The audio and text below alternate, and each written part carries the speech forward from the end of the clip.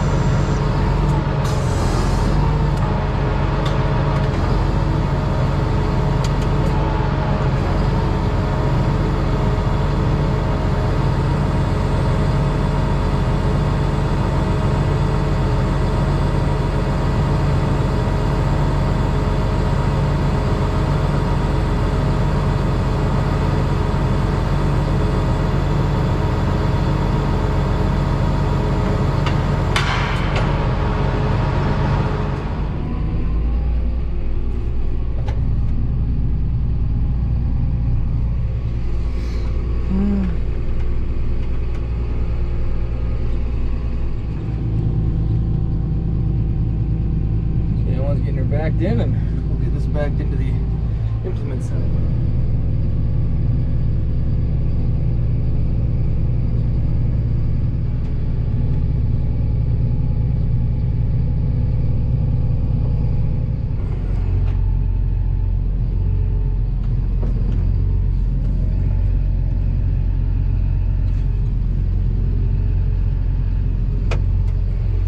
I think I'm in. I'm in. Nice. Also, yesterday we got the sprayer hooked up, so let's get her back into.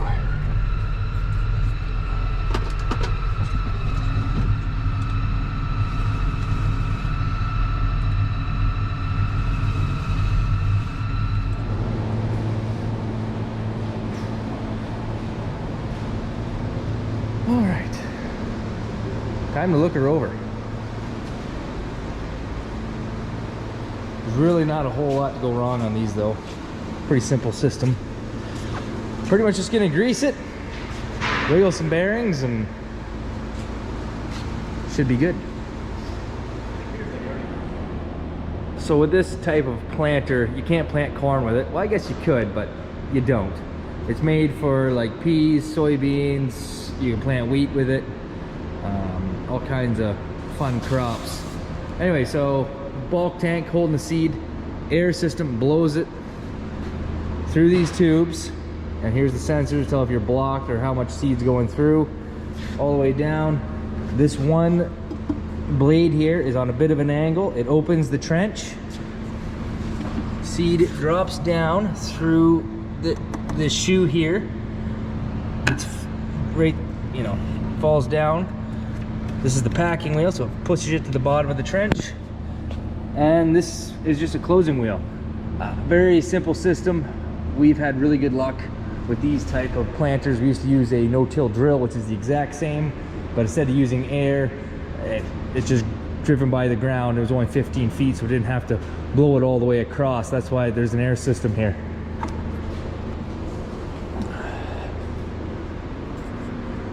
You can change the rate right from the cab. This tank is sitting on, where am I? Here we go. These here are load cells. So not only is there a population in the cab, but he can also verify that he is putting the right rate down by doing the math and make sure the exact pounds per acre is being put down by doing math. So it's just a double check. Yeah, this will control it from the cab, higher, lower. It's pretty slick. Here's the big fan, which will blow the seed all the way to your units. It's gonna be good. By the end of today, we will be ready for 2021. And here's just a quick shot inside the tank. This will be full of seed. Instead of bags, we use bulk seed, which is a lot nicer.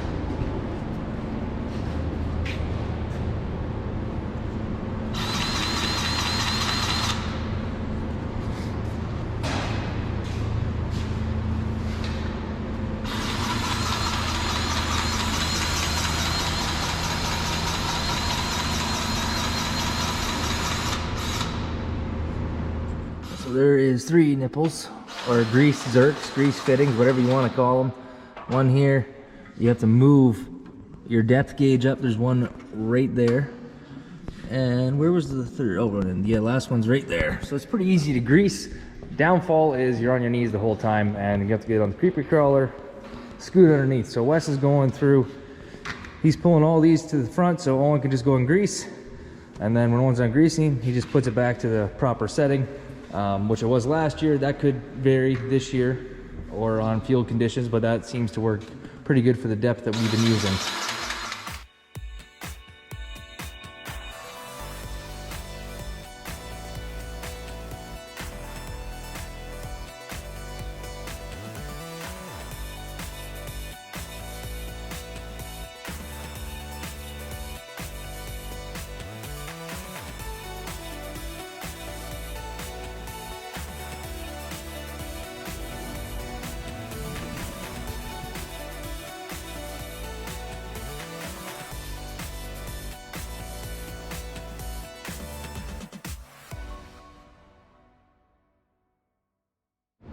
Okay, I was just going through and setting the front discs he couldn't do with the creepy crawler or the depth gauge. And I've done all the tire pressure, made sure the tire pressure in the ground drive wheel is accurate, because all that stuff plays a big factor, especially these wing tires.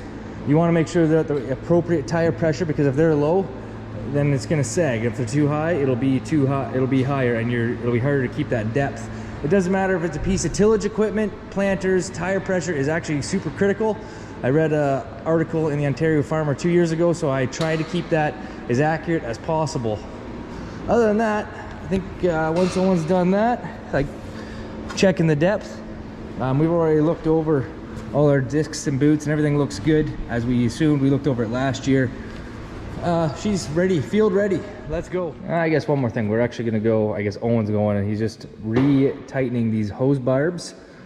Every once a year, one pops off, so he's gonna be a little proactive instead of reactive and just make sure these are snug, which holds the tube into the sensor.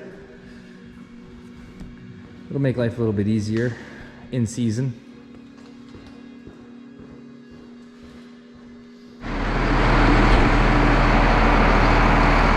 Hold her up, you're out of here.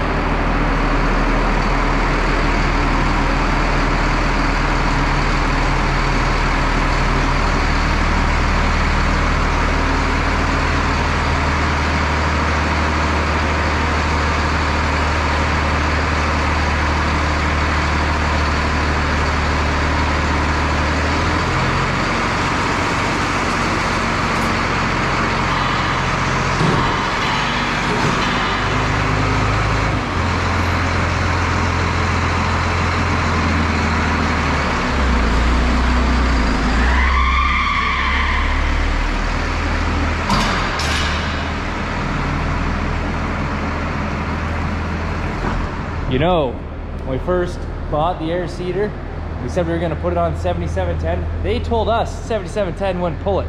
Proved you wrong.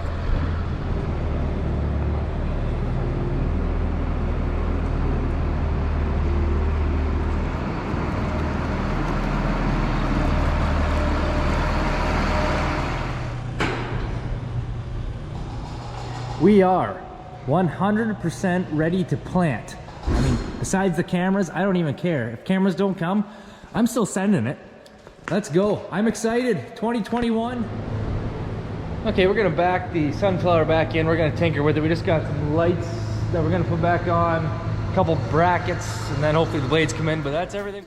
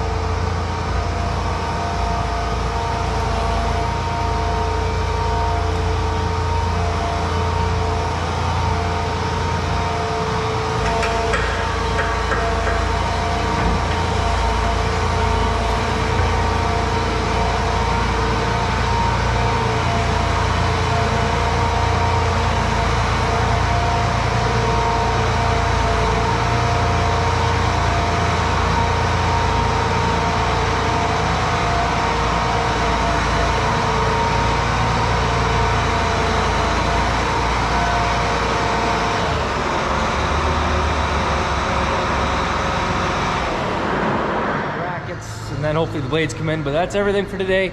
Have a good one. Peace. Like and subscribe.